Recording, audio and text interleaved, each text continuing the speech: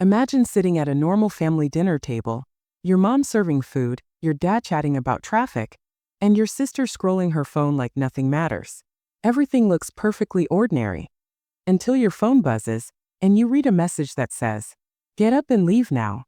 Don't say anything to your parents." What would you do? Would you laugh it off thinking it's a prank? Or would you listen knowing deep inside that something is terribly wrong? That's exactly what happened to me. And what I discovered that night changed the way I look at my own family forever. Now let me take you back to how it all started. It was a Sunday evening in Dallas, Texas. My parents had invited me over for dinner. Honestly, I wasn't expecting much. Our relationship was complicated. There weren't hugs, warmth, or closeness anymore. Still, I agreed to come because they said it was just a simple family dinner. I walked inside and immediately my mom's voice floated from the kitchen. "We're just about to eat. Come on in, don't be late now." Her tone was cheerful, almost too cheerful, like she was putting on a mask. My dad stood up when I entered the dining room. For a moment he hesitated, like he wasn't sure whether to hug me or just nod. In the end, we exchanged a stiff nod. No hugs, no warmth, just polite. At the table, my younger sister Emily was already seated. She was scrolling through her phone, not even bothering to hide her boredom. She looked up briefly, gave me the smallest acknowledgement, and then went right back to her screen. Typical Emily. I didn't mind. I wasn't there to impress anyone. The table was neatly set, and my place was waiting for me. My chair was already pulled out, and a glass was sitting there, filled with cranberry juice. The same drink I used to love as a kid. Not fancy, not special, just plain juice. My mom smiled at me, a smile that looked more like a performance than genuine affection. "You still like cranberry, right?" she asked. I nodded. Even though I hadn't touched cranberry juice in months, I didn't want to start a discussion. We sat down. Dinner was simple: chicken, potatoes, and green beans. Basic, no frills. My dad ate with forced enthusiasm, acting like he enjoyed it, though we all knew better. The conversation was equally bland. "How's work? Still in the same apartment? Traffic's been awful lately, huh?" I gave the standard answers, smiling and nodding when necessary. When Emily mentioned a coworker who got stuck in a revolving door at her office, I chuckled, not because it was funny, but because I knew my role in this family. Stay quiet, stay agreeable, don't stir the pot. Then, halfway through my dad's usual rant about road construction, my phone buzzed. I glanced at it under the table. It was a text message from an unknown number. It read, "Get up and leave now. Don't say anything to your parents." I froze. The words were simple, but they carried a weight that pressed down on my chest. I read it again and again. No emojis, no casual tone. Just short, sharp sentences that felt urgent. I looked up. Around me, everything seemed normal. My mom nodding along to my dad's rant. My sister chewing slowly, glued to her phone. Nothing seemed strange. Yet the message told me otherwise. My first thought was, maybe it's a prank. Maybe someone typed the wrong number. Maybe it was a scam. But deep down, I knew it wasn't any of those things. I just knew. I needed a moment. So I pushed back my chair. "I'll be right back," I said casually. "Just need to use the bathroom." No one questioned it. No one even looked up. I headed upstairs. The upstairs bathroom had a door that locked properly, unlike the downstairs one. I locked it, sat down on the edge of the bathtub, and stared at the message again. Finally, I pressed call. It rang once. Then a voice whispered, "You're still there. Who is this?" I asked. "It's Ryan," he said. Ryan, Emily's ex-boyfriend. Or maybe current boyfriend. I honestly couldn't keep track anymore. "What the hell is going on?" I demanded. His voice was low, tight, and urgent, like he was hiding somewhere. "You need to leave. Just walk out. Don't drink anything. Don't eat more. Just go." I swallowed hard. My eyes flicked to the cranberry juice in my memory. My glass was still untouched. "Why?" I whispered. "I can't explain everything. Just trust me. Please." "What is this, Ryan? Why are you even involved? What's happening?" There was a pause. A heavy one. Then he said quietly, "Don't drink the juice." My mouth went dry. "Why not?" I asked. He hesitated, then finally spoke. "They're planning something. They want you to pass out. Please just get out of there." I sat frozen. The bathroom tiles were cold beneath me, the silence pressing against my ears. I had a choice. And deep down, I knew I had already made it. I stayed in that upstairs bathroom for what felt like forever. My heart was beating so loudly, I was afraid they might hear it downstairs.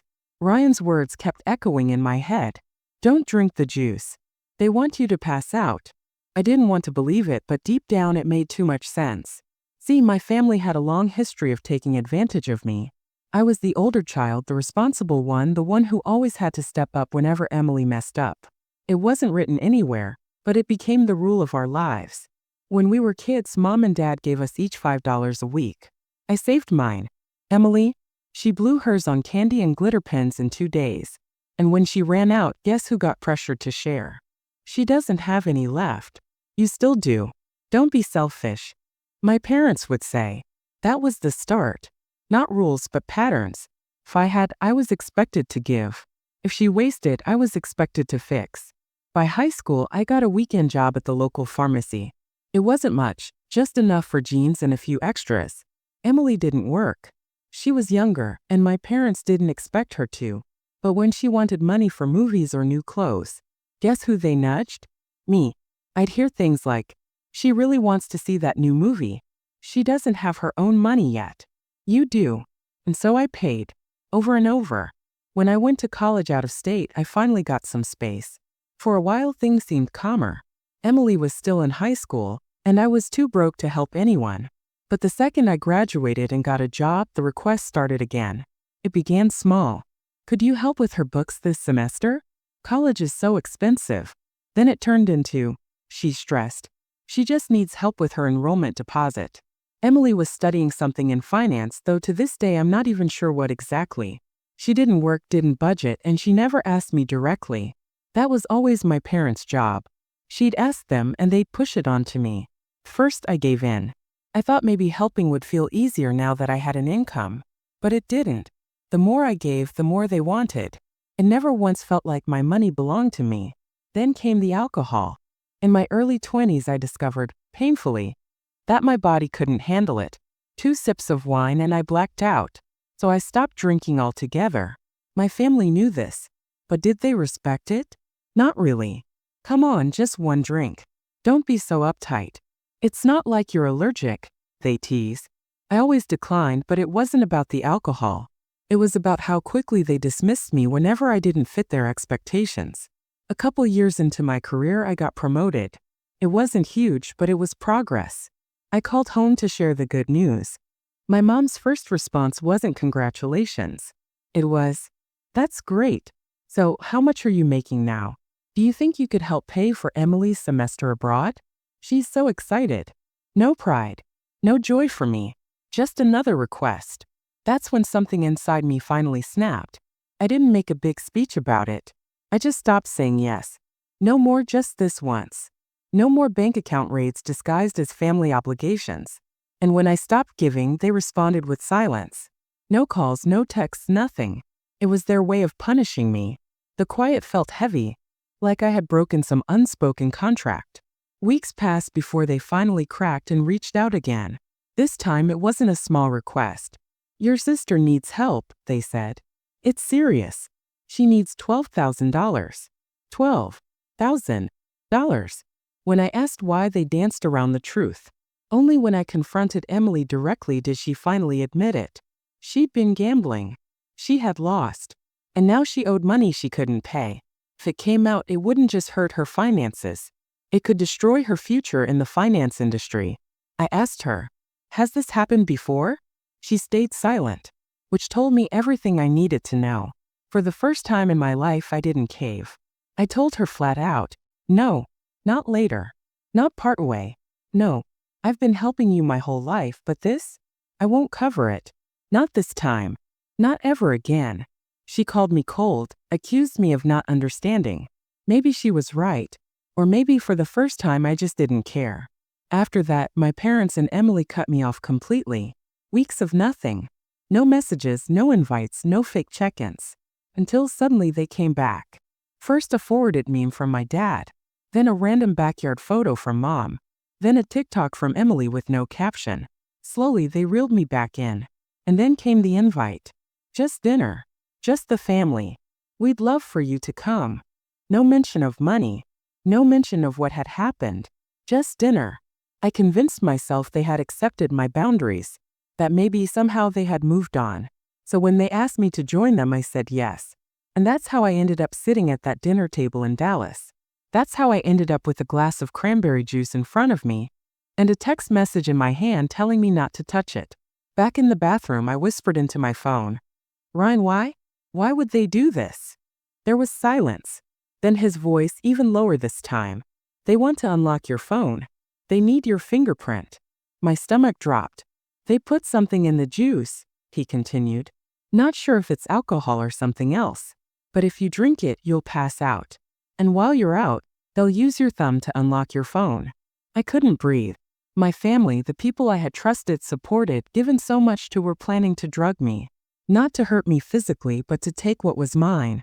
I sat there, the cold tile seeping into my skin, realizing my life had just shifted. Nothing about this was ordinary anymore. And the scariest part? They were all downstairs, smiling, laughing, acting normal, waiting for me to take just one sip. I stared at the bathroom mirror for a long moment, the words repeating in my mind like an alarm. "They want your fingerprint." It sounded insane, unreal, like something you'd only see in a crime show. But the more I thought about it, the more it made sense. I unlocked my phone with my thumb every single day. My banking app, my savings, even a few work accounts, they all used biometric access. If I passed out, if they had my hand, it would be too easy. And Ryan knew details he shouldn't have known unless he had seen something. That alone made it real. I took a deep breath.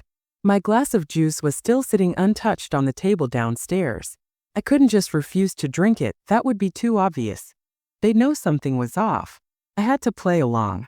So I made my decision. I unlocked the bathroom door, walked back downstairs, and slid into my seat. Everything looked exactly the same as before. My dad rambling about construction delays, my mom smiling softly like she was in control of the evening, and Emily twirling her fork, pretending not to notice me. I reached for the glass, held it in my hand, tilted it slightly as if checking the color. Then I gave a small smile. "Tastes just like I remember," I said. But I didn't take a sip. Instead, a few minutes later, I leaned back in my chair and asked casually, "Was that someone pulling into the driveway?" All three of them turned their heads to look toward the window. That was my chance. I tilted the glass carefully, letting some of the cranberry juice spill quietly onto the carpet beneath the table. Not all of it, just enough to make it look like I had been drinking. When they turned back, I put the glass down gently, acting like nothing had happened. A few minutes later, I rubbed my temple and forced my voice to sound heavy. I feel weird. Just tired." My mom's eyes snapped toward me instantly. She leaned in, her face painted with fake concern. "You okay, honey?" "Yeah," I muttered. "Just a little dizzy. Maybe I should lie down for a bit." They didn't hesitate. Not one of them questioned it. My dad and Emily helped me up, guiding me to the living room couch like I was fragile. My mom even draped a blanket over my legs, whispering, "Just rest. You'll feel better soon." I closed my eyes, forcing my body to stay perfectly still. My heart was pounding, but my breathing had to stay slow and even. I had to look asleep. For a moment, all I heard was silence. Then soft voices. "Is she asleep?" my mom whispered. "Yeah, she's out," Emily answered quickly. "Okay," my dad muttered. "Let's do this fast." My phone was lifted from the coffee table. I felt it, the weight gone. A second later, I felt something worse, fingers curling around my hand. My thumb being pressed, gently but firmly, onto the screen. A faint vibration. My phone unlocking. The sound of quiet tapping followed. Then my dad's voice, low but urgent. "Banking app. Check the routing number." My stomach twisted. Emily's voice came next. "She has everything saved. How much are we moving?" "Not all of it," my dad whispered. "Just enough to cover the debt." My mom spoke then, her voice calm, almost cold. "She won't even notice. If it clears, she'll think she did it herself. And you said she always blacks out after drinking." "Exactly," Emily added smugly. "She won't remember a thing." The words stung like knives. It wasn't just one of them, it was all three. Working together. Planning this. Like it was normal. More tapping. Then Emily's annoyed voice. Wait, it's asking for a code. Code? My mom repeated. Two-step verification, Emily hissed. She changed it. My dad let out a frustrated sigh. Try another app. More tapping. More silence. Then Emily groaned. Same thing. Everything's locked. For a long second, no one spoke. Then my mom finally said, just put the phone back. We'll figure it out later. I felt the weight return as they said it beside me again. No apologies. No hesitation. Just calm, calculated teamwork. I waited, counted to 20 in my head. Then I slowly blinked my eyes open, stretching like someone waking from a short nap. Sorry, I mumbled. I don't know what happened. Felt like I blacked out for a second. 3 sets of eyes stared at me. My dad tried to mask his expression with concern. You sure you're okay? Yeah, I said softly. I think I just need some fresh air. I stood, picked up my phone, and smiled like nothing had happened. Actually, I should probably head home. Early morning tomorrow. They nodded quickly, almost too quickly. No protests, no awkward attempts to keep me there. Just a chorus of polite goodbyes. Thanks for coming. Drive safe. Text us when you get home. At the door we hugged. My mom, my dad, my sister.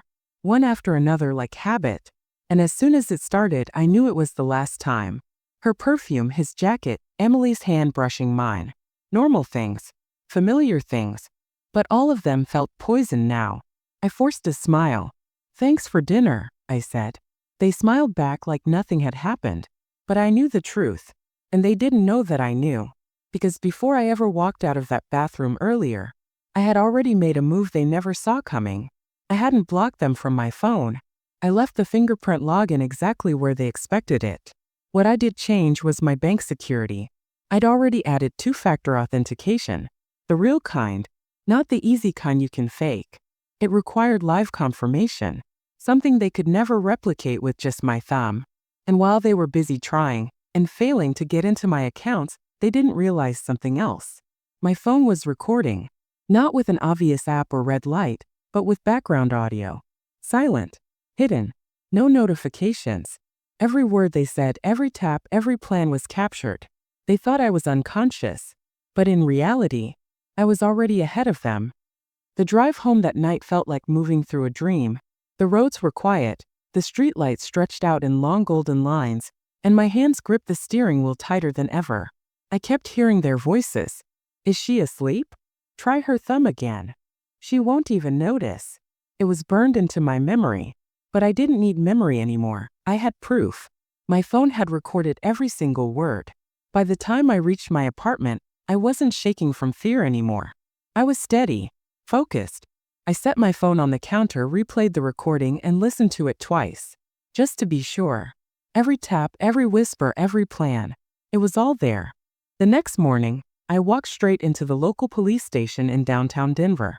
I told the officer at the front desk, I think my family tried to drug me last night. That sentence felt unreal even as I said it. But then I played the audio. The officer's face shifted from polite confusion to sharp focus in seconds. He asked me to sit down, then waved another officer over. They took notes, replayed the recording, and within minutes, they were pulling me into a small interview room.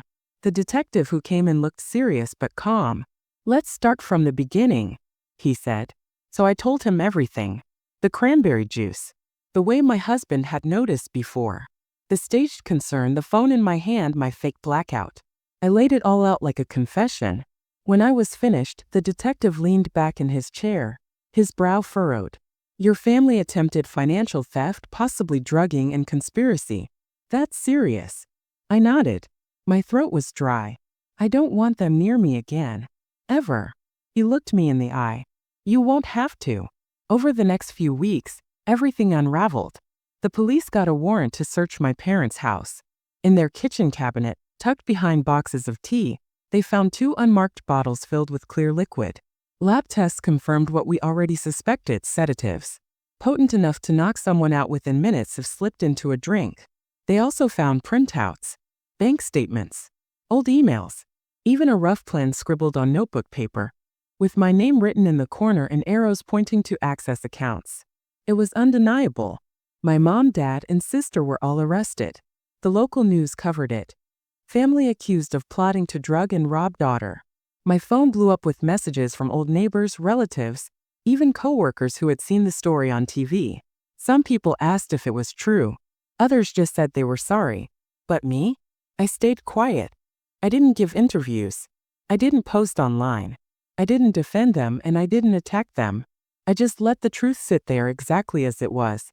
Because in the end, nothing I could say would change what they had done. The hardest part wasn't the police or the reporters or even the court hearings that followed. The hardest part was the silence. Nights when I'd sit in my apartment, staring at my phone, fighting the urge to call them, to ask why, to beg for some kind of explanation that would make sense.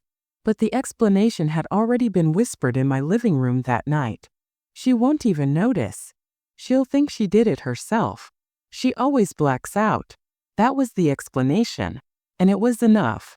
When the trial came, I sat in the back row of the courtroom, listening as my mom, dad, and sister shuffled in wearing plain orange jumpsuits. They didn't look at me. Not once. The prosecutor laid it all out, the recording, the sedatives, the bank documents. The defense tried to spin it, of course.